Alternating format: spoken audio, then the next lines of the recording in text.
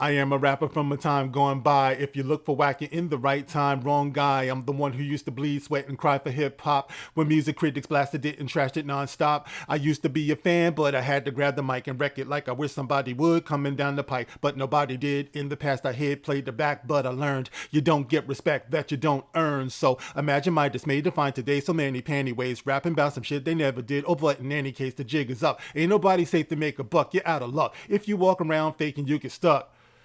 What's up, guys? This is the Gospel According to Mark with a C. He is I, and I am he. Just taking some time to tell you exactly what's on my mind. Thank you for joining me once again, my friends. Yes, those are lyrics from decades ago when I was but a pup thinking that I was going to get on the rap scene. Now, I know some people get in the comment section talking about, what are you trying to get yourself a record deal? Dude, I rock the grays with pride, okay? But I do represent hip-hop. I came up on hip-hop. That is me. You're the one who's new to this. So anyway, rolling on. The reason why I did those particular lyrics right there is because what it's talking about basically is brothers who got on the mic, even back then, talking about stuff that they never did, talking about a lifestyle that they never lived. And that wasn't the only thing. My lyrics weren't the only ones that were talking about that back then. Everybody was talking about it because we were seeing the direction that hip hop was going in, moving through the 90s, where so many people out there were just fronting. We had Ja Rule the Damager, or J. Rule the Damager, who came out and said, you're playing yourself. It was basically the same thing.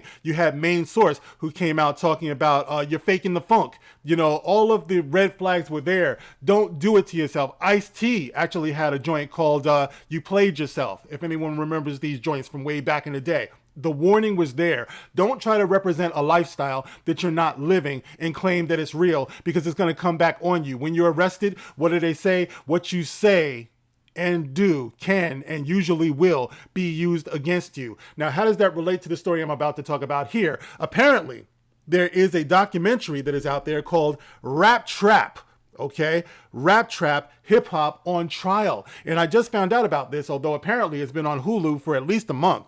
All right, so it says here, and I want to read this off of Billboard.com, because this has got to be a warning to you young brothers out there who are getting into the hip hop game and who want to represent a lifestyle that you are not necessarily living. All of this stuff that you're talking about on a record, you know what I'm saying? They can use this against you. If you bragging about, you know, you shot somebody, you robbed somebody, you ran somebody over, whatever the case may be, it can be used against you, and it is being used against you. So let's see what it says on Billboard.com. And it says here, Young Thug and Gunna trial documentary Rap Trap is coming to Hulu. Now, this was written in the beginning of February. I think it's come out since then. It says here, ABC News Studios is releasing an hour-long documentary titled Rap Trap, Hip Hop on Trial, on the criminal case against Young Thug and Gunna, to air on Hulu back on, February 23rd. Okay, what was that, like last week, right? The documentary will explore the debate around whether or not rap lyrics should be permitted in criminal prosecutions and the subsequent effects on artists' free speech rights. Guys, Rap Trap, Hip Hop on Trial will feature interviews with 300 Entertainment CEO Kevin Liles, Young Thug's ex-girlfriend Jerrica Carlet, and artists including will.i.am, Fat Joe, and Killer Mike. Rap music is judged unlike any other genre, like black people are judged unlike any other people, says rapper and activist Killer Mike in the trailer. Now, of course, this is actually true, okay? But in hip hop, I think it might be the only music out there, or the only form of expression out there, where the artists like to yell, "It's all real, my nigga. It's real. Everything's real right here." You know what I mean? So basically they came off of the streets and they represent the streets, and they know that they're heroes in the street, and they love to yell out that they're real. All right. And this is very careless, because as you can see now, it is being used against us. And this is the reason why also back in the day, there were a lot of cautionary tales that were out there about trying to represent a lifestyle that you don't live.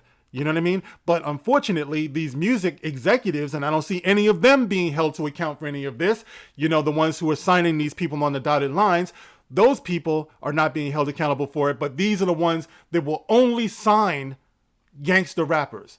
You know what I mean? They'll only sign rappers who are pushing death and disrespect and self-hate into the very people who are buying their stuff. All right. Now, once again, I should walk that back because I think it's still a fact that the majority of hip hop is bought by white kids. You know what I mean? But the black kids who are listening to it, they tend to personify that. They tend to take that into their lifestyle. You know what I mean? Like, we tend to do that sometimes. So it can be dangerous. You know what I mean? It's a self-fulfilling prophecy, if you ask me. The documentary will also dive into the case of activist and former No Limit rapper McKinley Mac Phillips Jr., who served 21 years in prison for a crime he says he didn't commit. Phipps and his family are interviewed for the show, opening up about the lasting impact of the case. Additional interviews will include scholar Michael Eric Dyson and Eric Nielsen, co-author of Rap on Trial.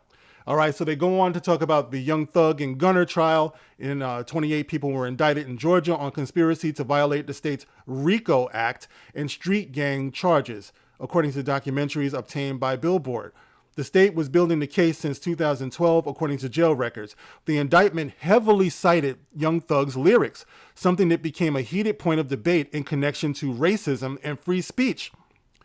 So they're using his lyrics in his rap song against him in a court of law. All right. Now, it's hard to feel sorry for these guys because, of course, they put themselves out there like, yo, I'm super thug. I can't be touched. You know, a lot of them idolize, the gangsters of back in the day. I'm Gotti. I'm this, I'm that. You know what I mean? But here it is, guys. We are faced with the undeniable reality that hip hop has been weaponized against its people. This is something you've heard me say in a video before. Some people have, raised some, opposition to that, but this is 100% proof of that. Hip hop has indeed been weaponized against the very people who are making it.